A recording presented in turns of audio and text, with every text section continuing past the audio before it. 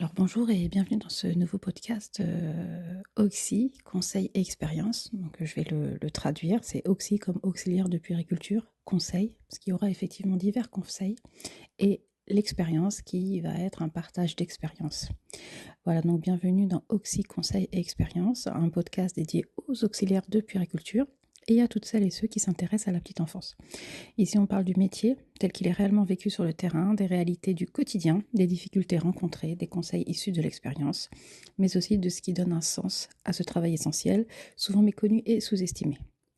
À travers des témoignages, des échanges et des partages d'expériences, Oxy Conseil et Expérience se veut un espace de parole, d'écoute et de transmission pour mieux comprendre le métier et valoriser celles et ceux qui l'exercent.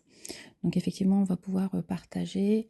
Donc là, ça va être une ébauche. C'est mon premier, ça va être mon premier poste, mais effectivement, on va parler de tous les sujets divers et variés de la petite enfance, du monde hospitalier, du pôle mère-enfant, donc de la pédiatrie, de la néonate, de la maternité, de la suite de couches, du bloc mater, de la gynéco, vraiment tout, voilà, de la crèche aussi éventuellement, des pouponnières, voilà, parce que c'est vrai que l'auxiliaire de puériculture va vraiment interagir et pouvoir avoir un panel d'activités qui est parfois méconnu ou sous-estimé. Donc effectivement, ce podcast est vraiment dédié pour pouvoir échanger, partager dans la bienveillance sur toutes les alternatives du métier, sur toutes les difficultés rencontrées, sur les points positifs aussi rencontrés, les équipes pluridisciplinaires, tous les échanges qu'on peut avoir en tant qu'auxiliaire avec toutes les équipes qui se trouvent sur le pôle mère-enfant, toutes les interactions qu'on peut avoir. Donc ça me paraissait essentiel de pouvoir, au bout d'un certain nombre d'activités, pouvoir créer un podcast tel que celui-ci. Donc moi je suis auxiliaire de puériculture depuis 10 ans sur le pôle mère-enfant. Donc j'ai été formée sur l'intégralité du pôle mère-enfant pour deux raisons. Effectivement, lorsque j'ai été diplômée il y a 10 ans, les postes se faisaient rares à l'hôpital et en même temps, je ne savais pas trop dans quel service je voulais être fixée. J'ignorais vraiment dans quel service une auxiliaire de puériculture pouvait travailler. Donc effectivement, je savais qu'elle travaillait en maternité, en salle d'accouchement, mais moi la gynéco, la néonate, la pédiatrie, c'est vrai que c'était des services qui m'étaient vraiment inconnus à l'époque. Donc voilà, j'ai été formée pendant 10 ans sur tout le pôle mère-enfant, au début de ma carrière en tous les cas, et je suis fixée maintenant en pédiatrie. Donc, et ça fait 10 ans que je suis diplômée. Auparavant, j'exerçais une autre activité qui était aussi dans le médical, hein, j'étais préparatrice en pharmacie.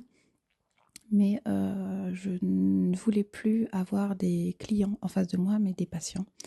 Du coup, je me suis redirigée vers le métier d'auxiliaire qui effectivement complétait ce manque que j'avais par rapport à la population que je pouvais avoir en face de moi. Donc je voulais vraiment avoir des patients, voilà, pouvoir dispenser des conseils, me sentir peut-être un peu plus utile. Je me sentais pas forcément plus forcément utile en pharmacie. Donc voilà, c'est vrai que le travail à l'hôpital est tellement différent de ce que j'ai pu rencontrer en officine.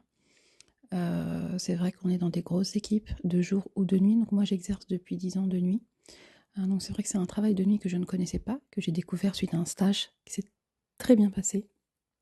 Donc j'ai été gardée, j'ai postulé et voilà, on m'a proposé des contrats pendant plusieurs années et ensuite on m'a titularisée, voilà pour la petite histoire. Mais effectivement, le travail d'auxiliaire en milieu hospitalier avec une équipe pluridisciplinaire, c'est vraiment quelque chose que je ne connaissais pas.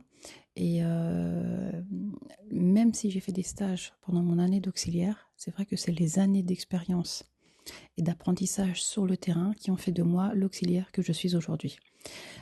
Les professionnels que j'ai rencontrés, que j'ai côtoyés, les collègues avec qui j'ai travaillé en binôme, de jour comme de nuit. Donc c'est vrai que je fais essentiellement de la nuit, mais il m'est déjà arrivé en effet d'être sollicitée sur la journée. Et j'ai voulu pendant un moment tester la journée pour voir si, voilà, si ça me convenait. Donc j'ai travaillé un petit peu avec toutes les équipes qui sont sur le terrain de jour comme de nuit, sur les différents services.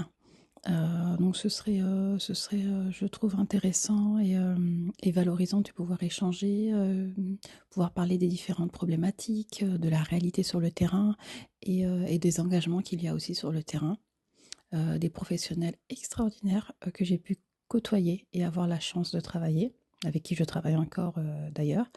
Donc ça me paraissait important, après tant d'années d'expérience, voilà, de pouvoir partager et peut-être aussi passer le relais quelque part aux futurs professionnels de santé. C'est vrai qu'en parallèle, maintenant, je suis aussi, alors en même temps de mon travail, effectivement, en tant qu'auxiliaire de puériculture de nuit, en parallèle, effectivement, j'interviens au niveau des promotions AP et AS, au niveau des centres de formation de la Croix-Rouge française. Donc j'interviens sur différentes problématiques, sur différents sujets d'auxiliaire de puériculture qui sont sur les référentiels et aussi sur des TP pratiques. C'est très intéressant, ça permet de relier effectivement le concret et les cours tacites.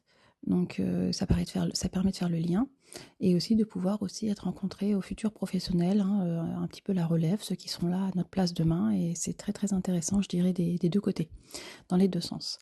J'interviens aussi au niveau des jurys pour les concours d'entrée des promotions AP et AS, donc auxiliaire de puériculture et aide-soignante. Voilà. Donc je pense qu'avec un petit peu cet éventail que j'ai à ma disposition, je peux me permettre effectivement de pouvoir discuter sur différents sujets et de pouvoir un peu développer mes connaissances et mon expérience et de pouvoir le partager. Donc, ça me paraissait intéressant de pouvoir le faire en tous les cas.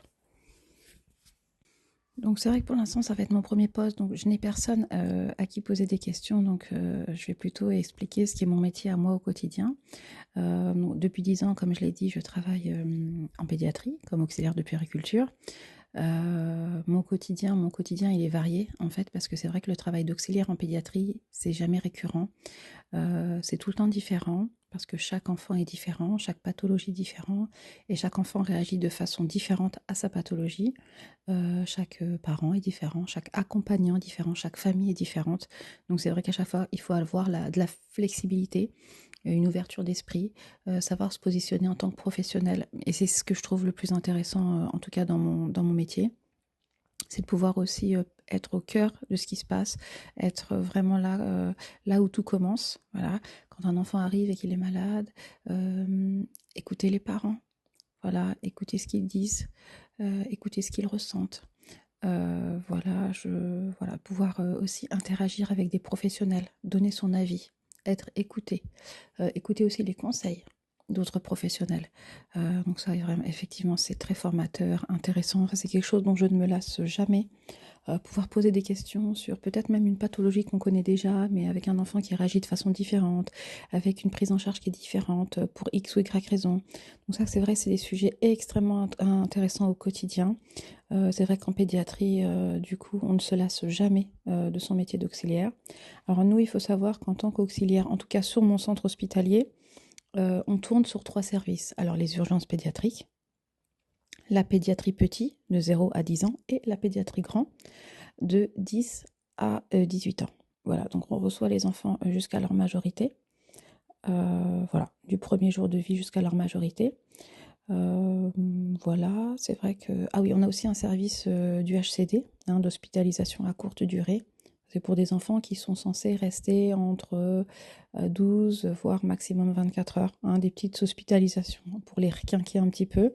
C'est vrai qu'on on les garde dans des box, dans des petites chambres hospitalières qui sont plutôt confortables. Voilà. Que dire de plus? C'est vrai que j'aimerais pouvoir partager, échanger et aussi, je pense, peut-être apprendre différents professionnels que j'aimerais interroger dans le futur. J'apprends déjà beaucoup avec ceux qui m'entourent au quotidien. Mais c'est vrai que j'aimerais aller un petit peu plus loin dans ma formation professionnelle.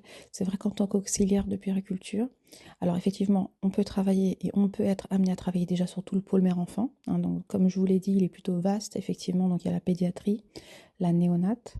Nous avons aussi la maternité, qui peut aussi s'appeler la suite de couches, la salle d'accouchement, bloc mater, la gynécologie.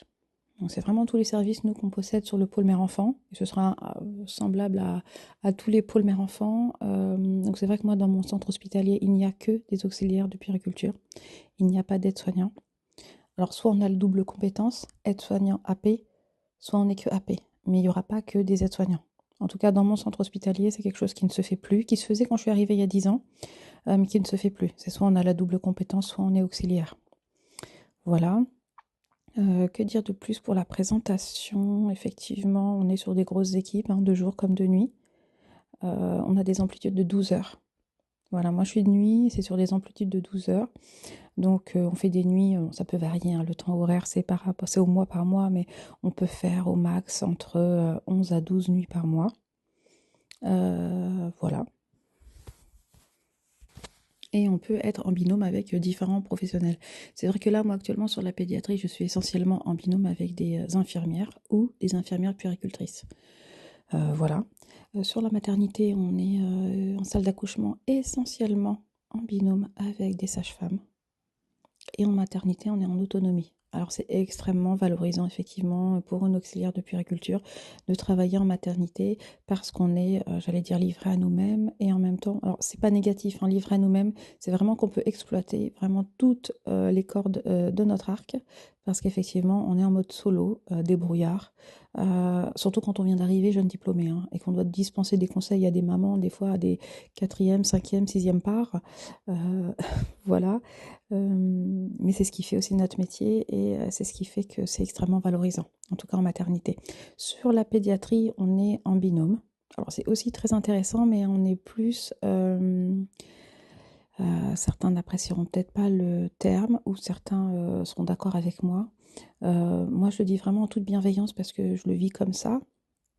Et je suis avec des infirmières qui sont extrêmement bienveillantes. Donc je pense qu'on est un petit peu les petites mains des infirmières mais vraiment avec beaucoup de respect et beaucoup de bienveillance. En tout cas, en ce qui me concerne, je le dis comme ça et je l'ai vécu, je le vis comme ça. Donc oui, on est les petites mains, en tout cas en pédiatrie, de l'infirmière, mais on apprend énormément à regarder tous leurs gestes techniques, leur façon de piquer, pourquoi elle pique, comment elle pique, sur quel site elle pique, qu'est-ce qu'elle prélève comme bilan, pourquoi, comment, voilà, tout ça on l'apprend.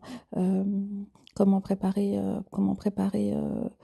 pouvoir anticiper certains soins infirmiers, préparer pour avancer la collecte. C'est vrai qu'on fait beaucoup ce genre de gestes en pédiatrie, sur lesquels on est moins amené à travailler en maternité, hein. En maternité, c'est vrai qu'on fait essentiellement son travail d'auxiliaire dans sa globalité. En pédiatrie, on va plus être en retrait, je dirais. En tout cas, moi, je l'ai vécu comme ça, avec encore une fois beaucoup de bienveillance, mais plutôt en retrait face à l'infirmière. Après, la pédiatrie, c'est un service particulier parce qu'on est avec l'enfant malade. Hein, la maternité, c'est l'enfant sain, donc c'est vraiment différent. Avec l'enfant malade, on ne peut pas se permettre tout et n'importe quoi dans le sens où euh, c'est des pathologies bien particulières, hein. Donc, et c'est des enfants malades, encore une fois. Donc il faut vraiment avoir de l'expérience. Et quand on arrive sur la pédiatrie et qu'on n'a pas d'expérience, déjà de base, on se met un petit peu en retrait pour un peu écouter les conseils, les prises en charge, les protocoles. Voilà, ça c'est important. Chose qui se fait un peu moins en maternité, c'est vraiment différent. En maternité, les journées types et les nuits types sont c'est un peu tout le temps la même chose. C'est des enfants sains, donc c'est vrai que pour le coup, il y a moins de choses qui vont sortir de l'ordinaire, sauf exception bien sûr. Sauf en salle d'accouchement où là, pour le coup, là, c'est encore un autre service, mais je parle vraiment de la maternité où là, ça va être très routinier, très répétitif. C'est le côté rassurant de la maternité, hein, bien sûr, pour les mamans aussi. Quand on accouche, on a envie que ce soit calme et serein. C'est vrai que sur la pédiatrie, c'est différent. C'est totalement différent. On a des enfants des fois qui sont hospitalisés sur des longues durées, que ce soit en pédiatrie grand ou en pédiatrie petit. Et des fois, c'est nous les auxiliaires qui allons nous en occuper durant la nuit. Moi, je vais parler de ce que je connais parce que les parents ont d'autres enfants à charge ou rencontrent des difficultés de garde ou pour X ou Y raison. Encore une fois, c'est vrai que le travail est vraiment, la prise en charge en tout cas de l'enfant est différente. Donc voilà, je ne sais pas si je vais toucher beaucoup de monde avec mes propos ou si je vais intéresser en tout cas beaucoup de monde, mais ça me paraît essentiel effectivement de parler de mon métier qui en vrai est un peu méconnu. Donc on sait ce qu'est une auxiliaire de puériculture, on a en tout cas l'impression que c'est un peu une aide-soignante mais pour les enfants. Donc oui, en vrai, c'est un peu oui, la cousine de l'aide-soignante pour les enfants pour le coup. Mais c'est vrai que notre travail est intéressant, complexe et varié. Voilà. Au bout d'un certain nombre d'années, on acquiert une expérience qui est intéressante. On voit, on voit certains détails de loin. On entend certains détails, aussi de loin. Je me souviens d'une petite anecdote, et je pense que je terminerai avec ça, parce qu'il y a tellement de sujets que une petite anecdote, hein, moi je venais d'arriver sur le service de pédiatrie. Un enfant pleurait, mais pleurait de façon, récurrente. Il était tout petit, hein, il avait moins de 6 mois, mais il n'arrêtait pas de pleurer. Et je me souviens que ma collègue auxiliaire qui était avec moi, qui avait de la bouteille, hein, qui était là depuis un certain nombre d'années, me dit, juste à l'entendre pleurer, elle me dit, il doit avoir le siège abîmé. Tu devrais aller jeter un coup d'œil et peut-être lui mettre un peu de crème. Effectivement, j'y suis allée. Cet enfant avait le siège abîmé. Je lui ai mis de la crème et il a bien dormi le reste de la nuit. Et là, je me suis dit, c'est pas un coup de bol, hein, c'est pas. Enfin, c'est l'expérience qui fait que. Et effectivement, aujourd'hui, avec mes années d'expérience, il y a des choses que j'arrive à déceler dans la façon de pleurer, dans la façon de réagir d'un enfant, dans la façon de prendre en charge un enfant, la façon d'interagir les parents entre eux. Et c'est l'expérience qui fait que j'ai réussi à décoder un peu tout ça. Donc voilà, j'espère que voilà, que j'intéresserai en tout cas quelques personnes et qu'on aura l'occasion de pouvoir débriefer tout ça, parler, décortiquer, explorer, s'intéresser à différents sujets de la petite enfance, du milieu hospitalier, des différents services du pôle mère-enfant ou de l'enfance ou de l'enfant en général. Voilà. Donc au plaisir de pouvoir faire un autre poste, peut-être un peu plus à l'aise, hein. C'était mon premier, donc peut-être un peu compliqué de prendre ses marques et de parler de façon aisante. Voilà. Donc je vous dis à très très bientôt, je l'espère en tout cas, et avec un sujet intéressant, j'espère.